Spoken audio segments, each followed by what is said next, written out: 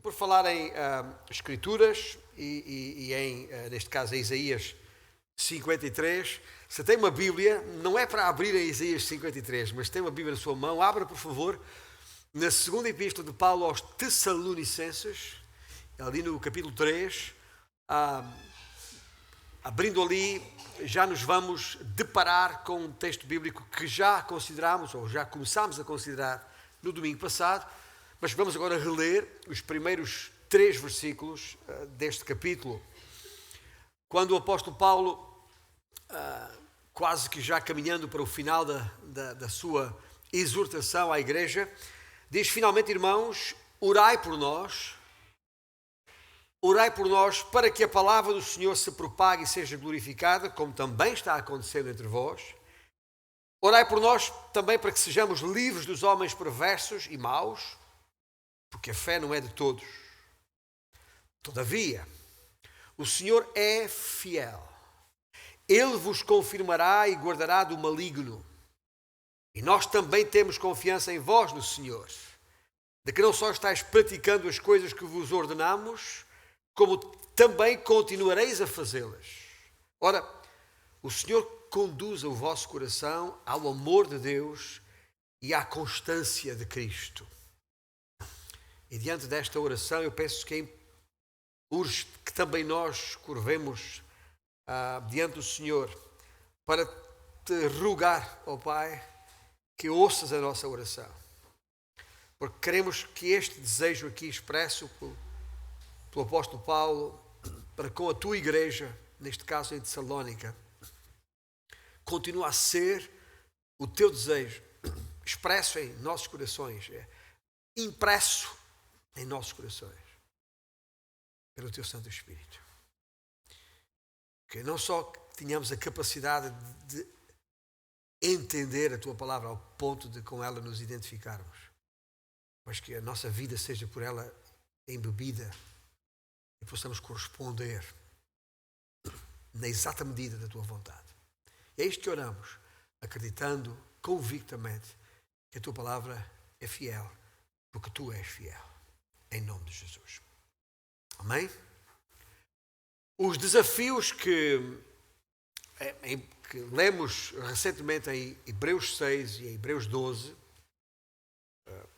consideramos mesmo no início deste ano, os desafios que estão ali contidos, não precisa abrir lá agora, mas só relembrar que os desafios que estão ali contidos para nos deixarmos levar para o que é perfeito, correndo sem parar a carreira que nos foi proposta por aquele que é o autor e aperfeiçoador da nossa fé. Esses desafios, dizia eu em Hebreus 6 e 12, são essenciais para entendermos o pedido e a exortação de Paulo nestes primeiros versículos na segunda epístola aos Tessalonicenses. Nós sabemos que não corremos em vão. Nós sabemos que não nos esforçamos inutilmente. Estou a citar o apóstolo Paulo na epístola aos Filipenses. Mas não será nunca uma corrida de relaxamento como fazemos por aí em qualquer passadiço da nossa vizinhança. Nós temos agora ali um novo passadiço junto à nossa casa. Está mesmo ali à beira, eu abro a janela do quarto de manhã e vejo ali, mas vou lá muito poucas vezes por uma questão de disponibilidade. Mas quando vou e com a minha mulher vamos, é um tempo de relaxamento. De facto é bonito passear por ali.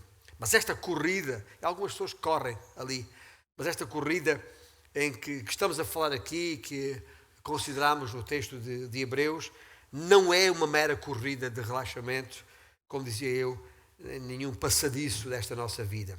Para que a palavra de Deus possa ser divulgada, como lemos nestes primeiros versículos em 2 Tessalonicenses 3, para que a palavra de Deus possa ser divulgada rumo a um glorioso cumprimento da promessa, precisamos de nos desembaraçar de todo o peso e pecado que tolhe, quer dizer que estorva, que inibe, que paralisa até este nosso andamento.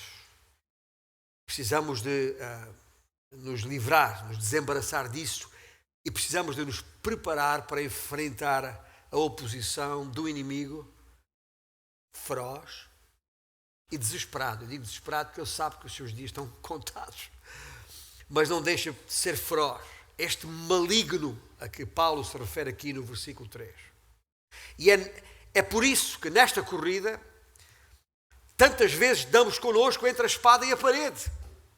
O título que dei genérico a estas duas mensagens de domingo passado, a respeito da oração, e neste domingo, hoje, aqui e agora, a respeito da confiança. Ou seja, quando entre a espada e a parede, precisamos de considerar estes dois pequenos, grandes detalhes: a oração e a confiança. E aproveito estas duas mensagens em 2 Tessalonicenses 3, 1 a 5, para também de alguma maneira expressar o meu coração e o meu sentimento pastoral diante de vós. Ou seja, é o desejo de um pastor para com o seu povo, o povo que o Senhor lhe deu a cuidar. E o meu desejo é esse: que orem e que confiem. E ao pedir as orações da igreja por ele e por quem consigo trabalhava, quem com ele viajava, na divulgação da palavra, no caso, sabemos do início da epístola, que era Silas ou Silvano e Timóteo, mas ao pedir as orações da igreja por ele e para com aqueles que com ele corriam ao seu lado, Paulo apresenta aqui duas razões concretas para que orem por ele. Como já lemos, primeiro, para que a palavra de Deus fosse divulgada e glorificada, e segundo, para que eles mesmos, ou esta divulgação da palavra, se pudesse livrar de uma vez por todas daqueles tais homens perversos que são inimigos da fé, perversos e maus, como Paulo refere, que são inimigos da fé e querem pôr-nos abaixo. Literalmente, demolir, é a palavra, o sentido literal do termo aqui. E se não nos conseguirem demolir fisicamente, e algumas vezes conseguem, atacarão com certeza a nossa reputação. Ou seja, tudo farão para nos destruir. É isso que, por essa razão, o apóstolo Paulo diz: orem para que nos vejamos livres desta gente. Ao entrar, todavia, no versículo 3, há aqui uma outra avenida, aqui uma outra janela que se abre diante de nós. Eu espero que este Senhor que inspirou Paulo a escrever estas palavras e que habita em nós, nos possa ajudar a entender o que está aqui escrito. Todavia o Senhor é fiel. Versículo 3. Ele, o Senhor, vos confirmará e guardará do maligno.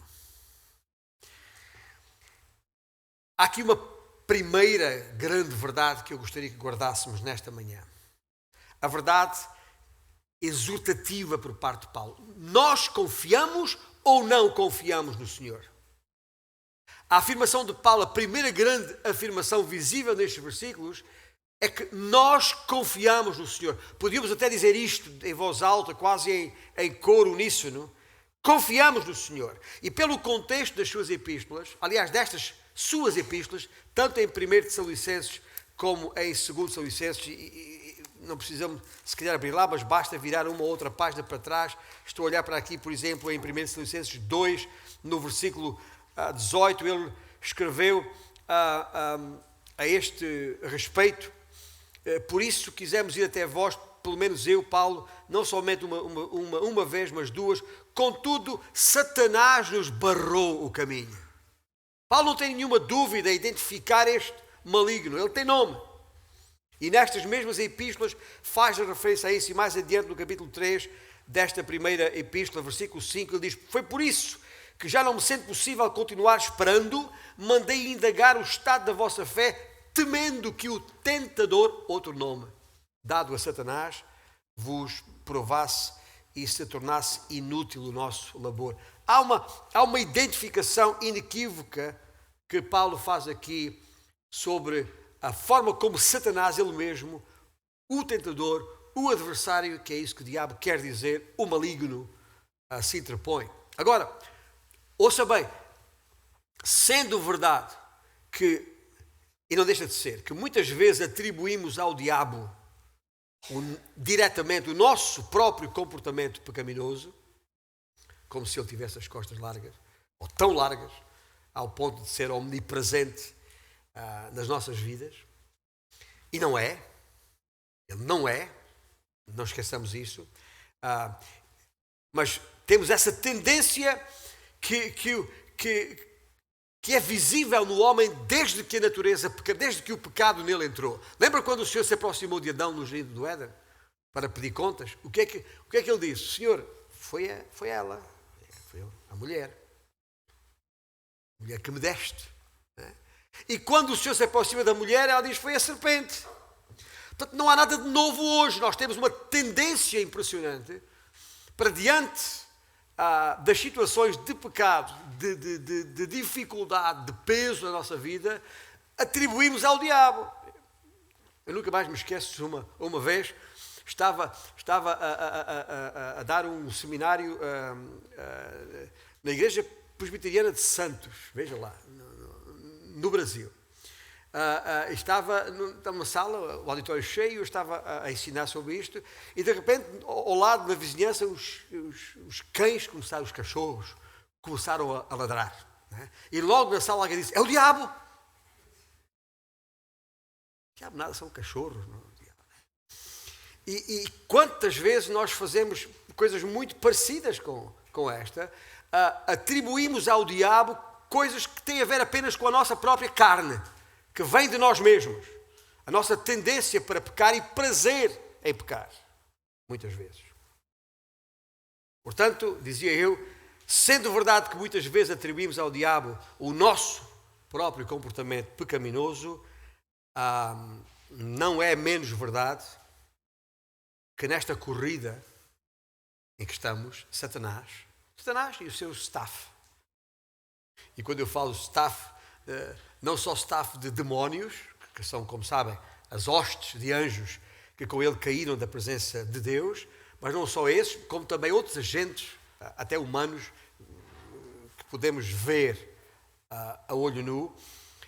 É verdade que ele e o seu staff, esta gente toda, não para de nos colocar obstáculos na pista em que corremos, para que tropecemos e caiamos, atrasando assim o processo de divulgação e glorificação da palavra de Deus, porque é esse o objetivo dele, é parar com isso. Gente, ele não está preocupado comigo, António, contigo, Maria, Manuel ou Joaquim. Não, ele está preocupado com o avanço da palavra, porque ele sabe que é a palavra de Deus que vai produzir o efeito que Deus quer.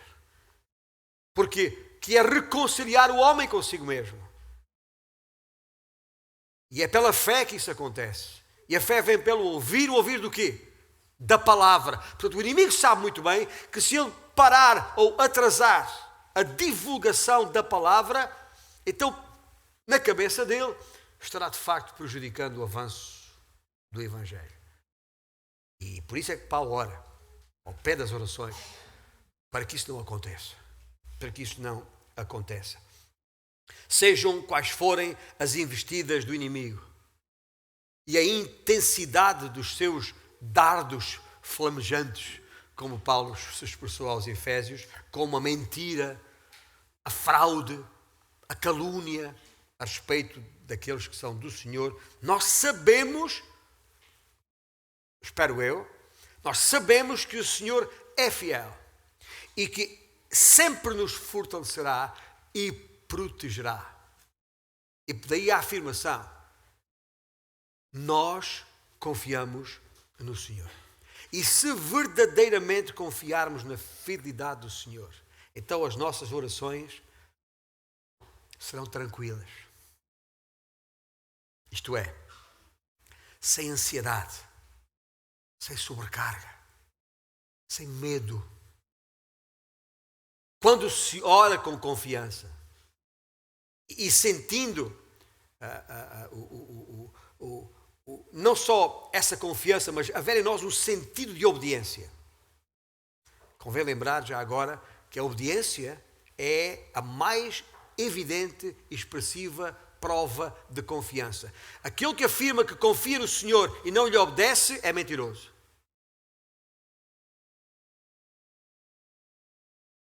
Como, aliás, João muito bem expressa na sua primeira epístola.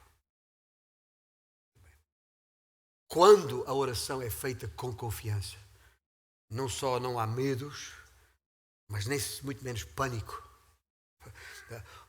Um clamor em pânico, o que é que diz? Salve-se quem puder. Um clamor em paz diz: o Senhor tem poder. E essa é a grande diferença de coração. O coração em paz diz: tudo posso naquele que me fortalece. A nossa parte é orar em obediência, confiando que Deus fará a sua vontade e expressará o seu poder no seu tempo, à sua maneira, onde Ele quiser, com quem Ele quiser. Por experiência própria, Paulo conhecia bem a fidelidade do Senhor. Sabia, sem nenhuma dúvida, a importância que havia na sua vida e deve haver na nossa em confiar no Senhor. Especialmente em tempos difíceis. Naqueles tempos entre a espada e a parede, que bem conhecemos. Importa sabermos que o Senhor nunca nos deixará ficar mal. É preciso não esquecer isso. E não são palavras minhas, apenas pela minha experiência, ou de Paulo, pela experiência de Paulo, ou de qualquer um de nós. É lembrar outra vez, é promessa do Senhor.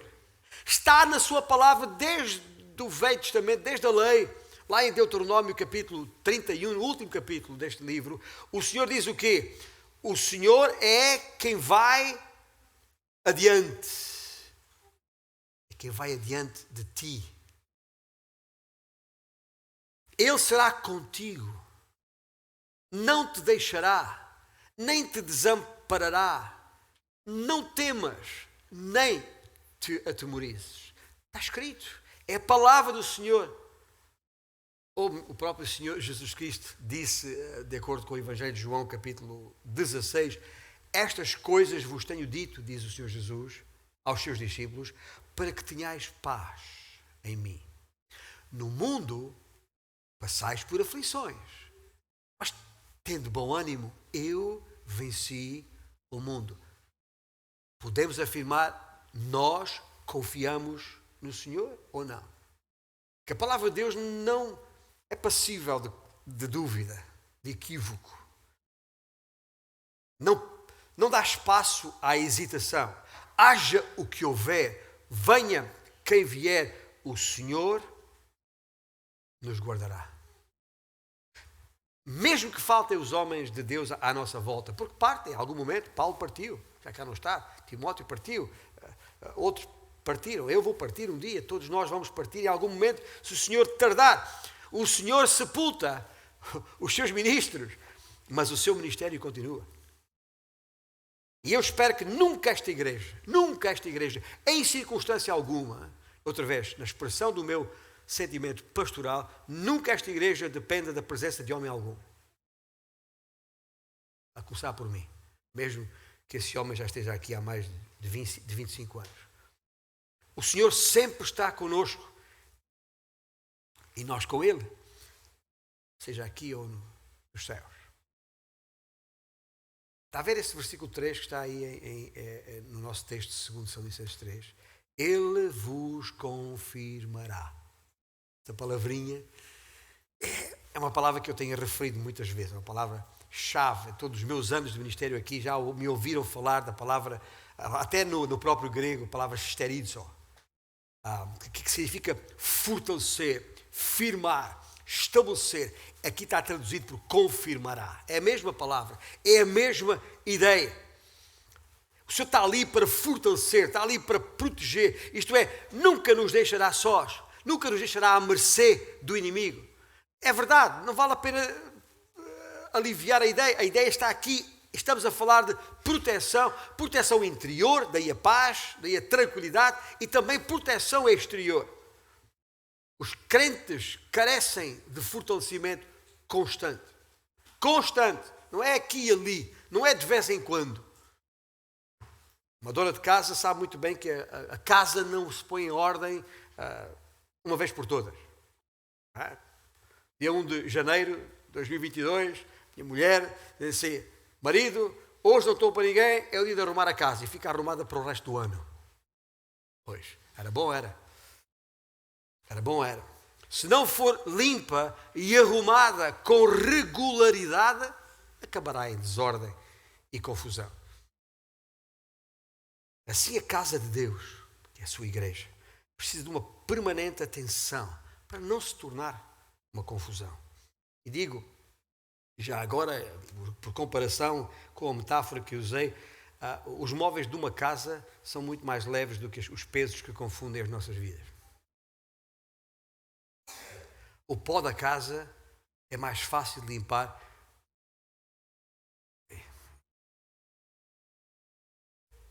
Estou a fazer a pausa, estou a imaginar, a minha mulher está a pensar neste momento. Pois é, não és tu que limpas. Mas os móveis de uma casa são mais fáceis de limpar do que os pecados que desordenam as vidas dos cristãos. Não tenha a menor dúvida sobre isso. Confirmar uma vida, como diz aqui, Ele vos confirmará. Confirmar uma vida é arrumá-la, é limpá-la. Isso não é do uma vez. E isso só pode ser feito pela palavra de Deus. E com a nossa mão de obra, já agora, juntos.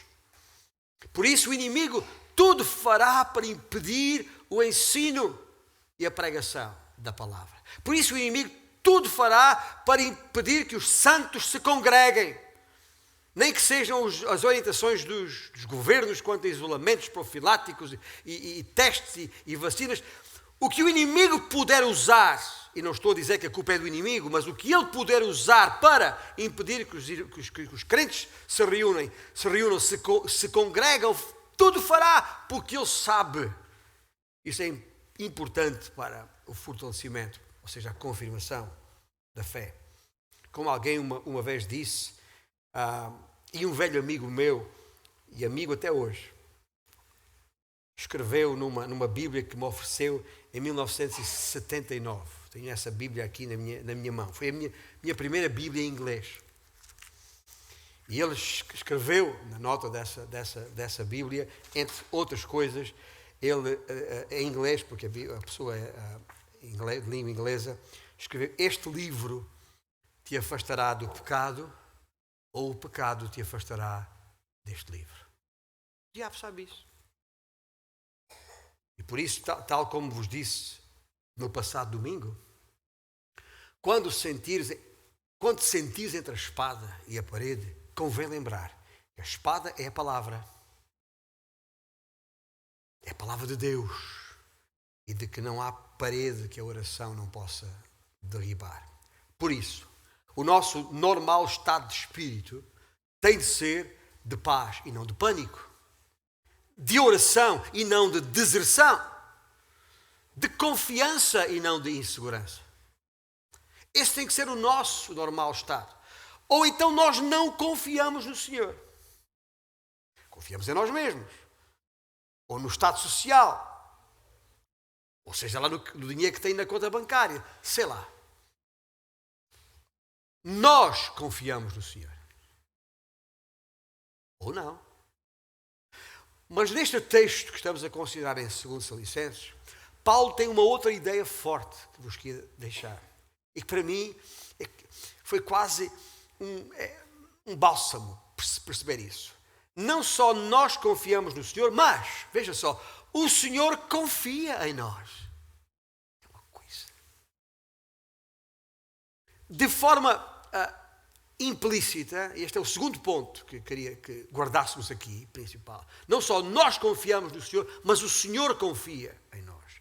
E de forma implícita, quando ele diz aqui no versículo 4, está lá no versículo 4, nós também temos confiança em vós, no Senhor. Nós, está a falar, eu, Paulo, Silas e Timóteo. Nós também temos confiança em vós, no Senhor. Ao dizer isto, na verdade, Paulo está a declarar que o Senhor tem confiança no seu povo. O Senhor tem e nós também. Confiança de quê? De que não só estáis praticando as coisas que vos ordenamos, como continuais a fazê-la. E há duas ideias fortes aqui neste ponto, nesta verdade que o Senhor confia em nós. A primeira é que tem a ver com a confiança pela obediência à palavra. Quando aqui chegámos, no verão de 1996, no tempo em que as igrejas tinham estatutos, ainda conforme a lei das associações, portanto antes da lei 12 de 2001, e portanto havia depois um regulamento de ordem interna para regular a vida e a ordem interna da igreja. Só por uma questão de visualizar, eu fui ao baú buscar uma cópia desse regulamento aqui na minha mão. E no artigo 9, na linha B do artigo 9,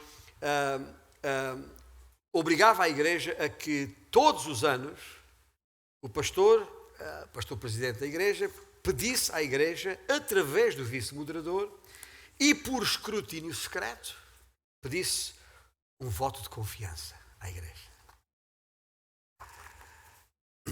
Ora, o que nós temos aqui em 2 Tessalonicenses 3, 4, é precisamente o contrário. Ou seja, é um voto de confiança na igreja, por parte de quem a lidera. Porquê? Ele diz, porque estáis praticando as coisas que vos ordenamos, como continuais a fazê-las. Ou seja, praticar e continuar a praticar. Por causa da nossa obediência ao Senhor, o Senhor confia em nós.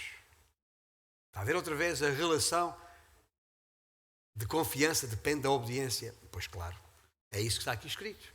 E aquilo que o Senhor espera de nós é que divulguemos a sua palavra. E isso só é possível de fazer se a conhecermos, obviamente. E não é só conhecê-la, é viver em conformidade. É essa a nossa função. É isso que o Senhor espera de nós, que sejamos divulgadores da palavra. Não CEOs ou empresários empreendedores da palavra. Não somos angariadores de fundos, nem somos relações públicas, public PRs, não é? Da palavra. Não! Somos proclamadores. É isso que fazemos. Ou devíamos fazer. Às vezes ouvimos críticas e queixas a respeito de certos pastores que passam o dia no seu gabinete ou no seu quarto de oração e pois está lá no seu gabinete de estudo e tal, e nós aqui é que temos de limpar isto e aquilo. Não faz mais nada senão pregar e ensinar. Bom, e eu pergunto, mas há mais alguma coisa que seja suposto eu fazer? Eu não falo por mim, claro, estou muito à vontade, porque esta minha agenda de pastor, presidente, missionário, é uma agenda multifunções. Portanto, mas na verdade, afinal, por que razão os apóstolos, a certa altura, e de acordo com o capítulo 6 de Atos, por que razão os apóstolos sentiram a necessidade de escolher, e passo a citar os primeiros versículos lá em Atos 6, 7 homens de boa reputação, cheios do Espírito Santo e de sabedoria, aos quais encarregaremos deste serviço, que no caso era a assistência às viúvas, que estavam a ser desconsideradas na igreja. E quanto a nós, nos consagraremos à oração e ao ministério da palavra. Não é que não possamos arregaçar as mangas, e nós vimos estes homens arregaçar as mangas muitas vezes. Basta ler o livro de Atos. E foram presos até. Não é estar lá tranquilo, sem nada para fazer, ou que não possa fazer outros serviços à congregação. Claro que sim, mas principalmente somos proclamadores da palavra, e isso também exige agora que arregacemos as mãos. Entendem o sentido de arregaçar as mangas, não as mãos, as mangas.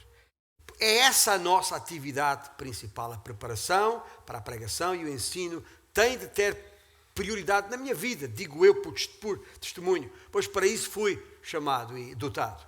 Não posso negligenciar o dom que há em mim, como Paulo advertiu a Timóteo na sua primeira epístola, capítulo 4. O que Paulo está aqui a dizer, nesta carta aos Tessalonicenses, é que eu vos conheço. Ele sabia da sua autenticidade em Cristo.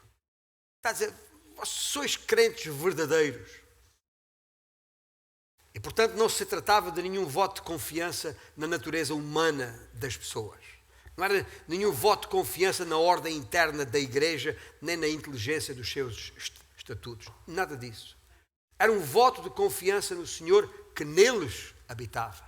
Nós confiamos em vós porque em vós habita o Espírito Santo.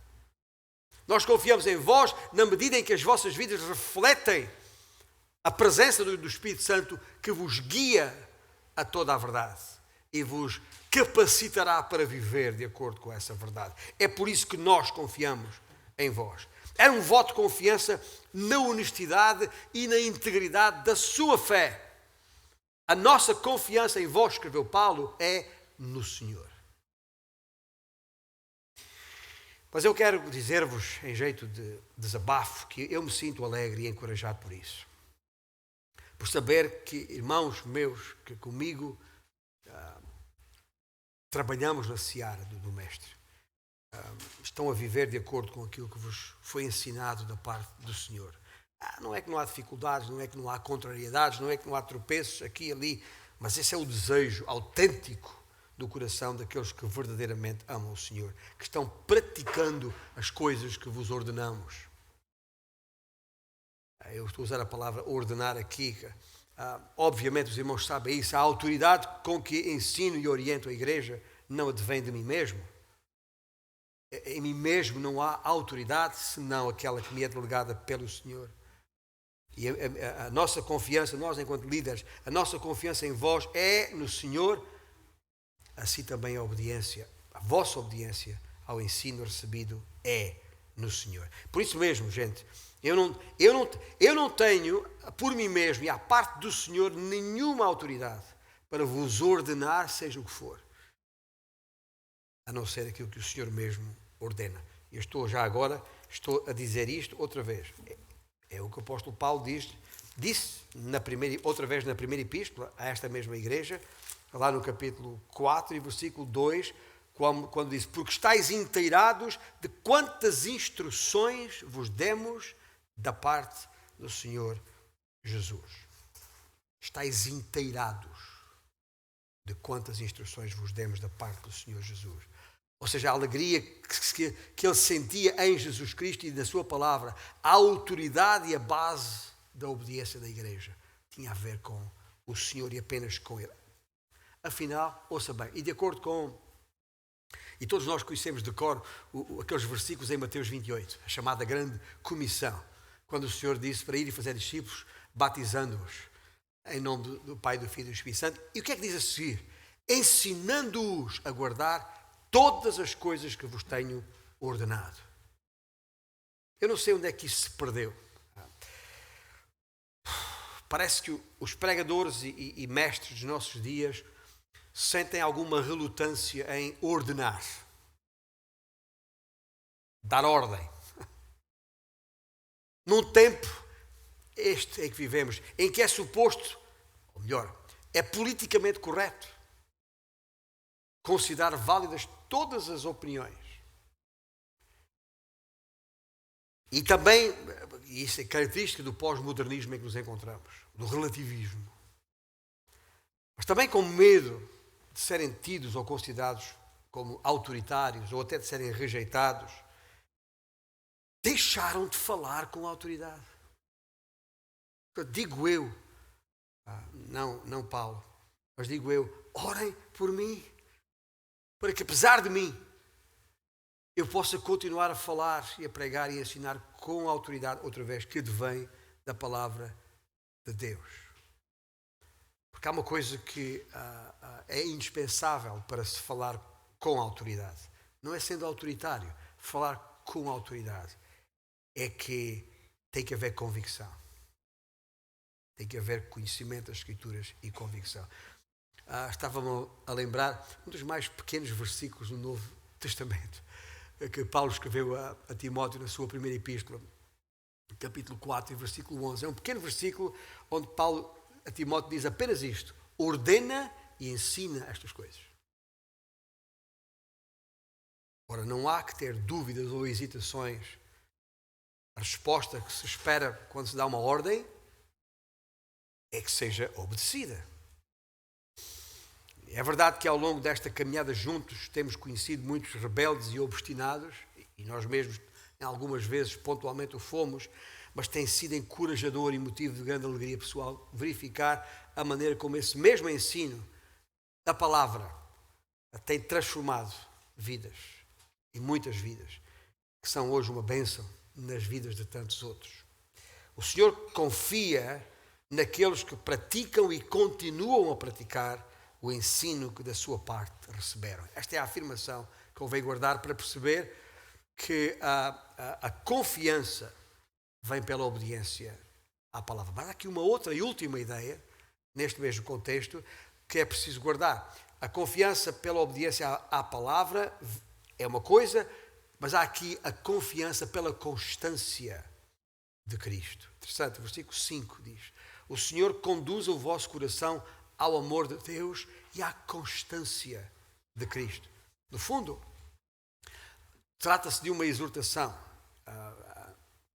para que expressemos o nosso apreço pelo amor de Deus e pela constância de Cristo, nosso Salvador, que demonstrou esse amor de Deus, indo até ao fim para nos salvar, como cantámos há bocado, lembrando a cruz, o que Ele fez por nós, carregou sobre si os nossos pecados. Algo que nós já reconhecemos, mas gente, há uma multidão à nossa volta todos os dias que ainda não entendeu isto, não faz a mínima ideia, nem sequer aceita o facto que é o seu próprio pecado e a sua condição de pecador que o separa de Deus, se é que considera sequer que Deus existe. Mas se as nossas vidas expressarem, replicarem, manifestarem esse entendimento de quem Cristo é e porque é que Ele veio, porque é que Ele se fez homem, porque é que foi à cruz, porque é que morreu, porque é que foi sepultado, porque é que ressuscitou, porque é que deixou inequívocas provas da sua ressurreição e ao subir aos céus disse: voltarei. Nós já entendemos isto, e isto faz toda a diferença na nossa vida. Mas a razão por que lá fora as pessoas ainda estão desorientadas, confusas, perdidas, exaustas, esfomeadas e não sabem do que nem porquê, é porque ainda não conhecem Jesus. Ainda não sabem a razão porque Ele veio. Nem sequer que Ele é, quanto mais porque é que veio. Ora, nós temos essa verdade, nós temos essa convicção e temos por isso a responsabilidade de o expor. Eu acredito que Paulo, aqui, ao falar do amor de Deus, eu acho que ele está a referir a um amor recíproco, isto é, o provado amor de Deus para conosco deve ser comprovado no nosso amor para com Deus, percebem? Deus provou o seu amor para conosco, verdade? Em Cristo Jesus. Nós temos que comprovar o nosso amor para com Deus em obediência. A não ser que isso para nós seja um não assunto. E nesse caso teríamos que rever a razão por que estamos sequer aqui. A razão por que nos congregamos. Talvez por isso gente nem sente desejo e vontade de se congregar. Porque ainda não entendeu isto. Ainda não entendeu a importância disso. A constância que está sempre associada a outras virtudes que temos referido aqui e temos vindo a tratar, como a piedade, a perseverança, a firmeza, a diligência. Em casa, releia o capítulo 1 da segunda epístola de Pedro para perceber a quantidade de virtudes que tem que ser associada, entre elas está a constância. Porque Deus é amor e o amor jamais acaba. Se os nossos corações se deixarem conduzir por Deus e nos deixarmos levar para o que é perfeito pela constância de Cristo, aprofundando cada dia mais o nosso relacionamento com Deus e com Cristo, então estarão garantidos o quê? O aperfeiçoamento espiritual está garantido e a nossa capacidade, como quem diz, maturidade de correr a corrida que Ele nos propôs para correr. E de correr de maneira irrepreensível e sincera. Estou-me a lembrar outra vez de Paulo aos Filipenses, capítulo 2. Como filhos de Deus, inculpáveis no meio de uma geração pervertida e corrupta. E nesses versículos em Filipenses, Paulo acrescenta isto. Na qual, esta geração pervertida e corrupta, na qual resplandecemos como luzeiros no mundo, preservando a palavra da vida, para que no dia de Cristo, o dia da sua vinda, para nos buscar, nos gloriemos de quê? De que não corremos em vão, nem nos esforçamos inutilmente. Como é óbvio, estes versículos também estamos outra vez a falar de um processo de amadurecimento, de aperfeiçoamento, que referi em Hebreus 6. Deixemos-nos levar para o que é perfeito. Este aperfeiçoamento constante que tem que continuar em nós, ininterruptamente, como a limpeza da casa tem que ser feita, às vezes todos os dias, dependendo da casa e de quem lá está, e da sua localização. A verdade é esta. Isso tem que continuar até que, e outra vez citando Paulo agora aos Efésios, até que todos cheguemos aonde há perfeita varonilidade, idade adulta. Ele diz, à medida da plenitude de Cristo. Que possamos chegar à sua constância. Tá? O versículo que Paulo escreve aos Filipenses fala da constância de Cristo. Vocês perceberam essa nuance? E o nosso crescimento, o nosso aperfeiçoamento é para nos aproximarmos da constância de Cristo. A perfeita varonilidade à medida da plenitude, ou seja, da estatura completa de Cristo. Escuta, toda a gente que praticou desporto em algum momento da sua vida, e eu também pratiquei. Houve tempo em que fiz parte de uma equipa de futebol na minha juventude e enfim. E fui avançado e fui guarda-redes e joguei a sério, em competição. E todos que praticaram algum tipo de modalidade esportiva, como o futebol, sabem como era no início de uma época. Ainda antes da bola começar a rolar, como a gente diz. Era necessário o quê? Preparar o físico. Preparar o físico para resistir às exigências do jogo ou da corrida. E no final daqueles primeiros dias, já foi há uns aninhos, mas eu lembro bem, no final daqueles primeiros dias, ao deitar, sentíamos o corpo a latejar, todo dorido, pelo esforço despendido. Passou por isso? Sabe o que estou a falar? Claro que sim. E temos aqui atletas profissionais e gente que está no desporto, como treinador e outras coisas, sabe o que eu estou a falar. Mas estou a falar por experiência própria. Mas porquê é que nós mesmo assim não desistíamos? Porquê é que suportávamos a dor e as dificuldades? Porque desde logo sabíamos porque é que estava a doer. Estava a doer porque os músculos ainda não estavam suficientemente fortalecidos para enfrentar as incidências do embate. Mas ninguém desistia. E não desistia porquê? Porque todos sabíamos que se resistíssemos e perseverássemos, teríamos lugar na equipe. Preferível, não só na convocatória, mas melhor ainda como titular. E era para esse momento, para esse prémio, que se suportava a dor. E sabíamos que era preciso fortalecer os músculos até estarmos em condições de poder jogar os 90 minutos. Mas jogar os 90 minutos com bom rendimento já agora. E não arrastar no campo. Mas para isso é preciso primeiro fortalecer o corpo. E o mesmo acontece, regra geral, depois de uma lesão, por exemplo, quando o atleta vem de uma lesão, não entra em campo logo, tem que ganhar ritmo. É a mesma coisa. Tem que se fortalecer antes de poder render. E essa é a razão, meus irmãos, estamos a falar aqui de resistência e de perseverança, que são termos que temos considerado. E no terreno espiritual, do terreno em que caminhamos, nesta corrida de vida em que estamos, são muitas as adversidades. E à medida que o tempo passa, é necessário aumentar a nossa capacidade de resistência contra as tentações, contra os desapontamentos, contra os sofrimentos e provações, contra feridas, lesões que nos são infligidas. E é preciso, ao mesmo tempo, aumentar o nosso amor por Deus, aumentar a afeição pelos nossos irmãos e o desejo inabalável de glorificar a Cristo. E é por isso que precisamos de um tempo de preparação. Gente, um tempo de preparação, quer em campo, no relevado, ou na terra batida, como era nos meus tempos de jovem. É preciso um tempo de preparação, quer em campo para fortalecer a nossa massa muscular espiritual, quer no balneário. Neste nosso balneário aqui, para a aprendizagem técnica ou tática, associada ao ensino da palavra e à comunhão dos santos. Não sei se me estou a fazer entender, mas há, porém, uma grande diferença, meus irmãos, entre a corrida no estádio e a corrida na vida. Na primeira, na corrida no estádio, a vitória pode não cair para o nosso lado.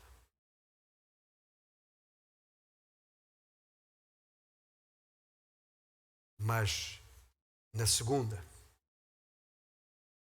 o nosso esforço é para agradar àquele que já nos garantiu a vitória.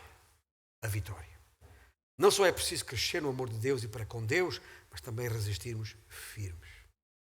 E um claro indicador de força, a força do Senhor, que é a nossa força. É isso mesmo. Estou-me a lembrar do salmista, do Salmo 18. O salmista expressa as duas ideias numa só frase. Eu te amo, ó Senhor, força minha. Amor e força do Senhor está. E é isto, meus irmãos. É isto, eu diria, e isto é tudo. Tal como escreveu o sábio Salomão, em Eclesiastes 12. De tudo o que se tem ouvido, a suma resume-se a teme a Deus e guarda os seus mandamentos. Porque isto é o dever de todo o homem. É este o desejo de qualquer pastor que se preze, é o desejo deste pastor que vos serve. Ter um povo que ora pela divulgação da mensagem e pela proteção do mensageiro. Ter um povo que confia e é confiável.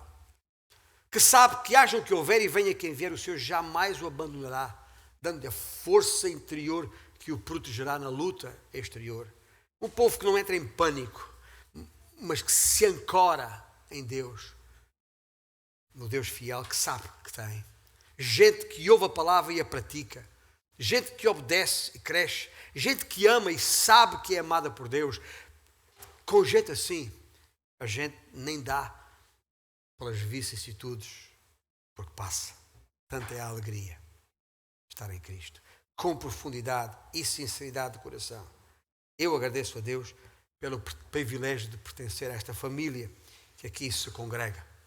E a Deus seja a glória, porque dele é o crédito, que Cristo seja engrandecido no nosso viver, porque ele é a vitória. E há um cântico, um lindo cântico, que vamos entoar agora de pé. Justamente, ele em si mesmo é uma exortação para que confiemos no Senhor.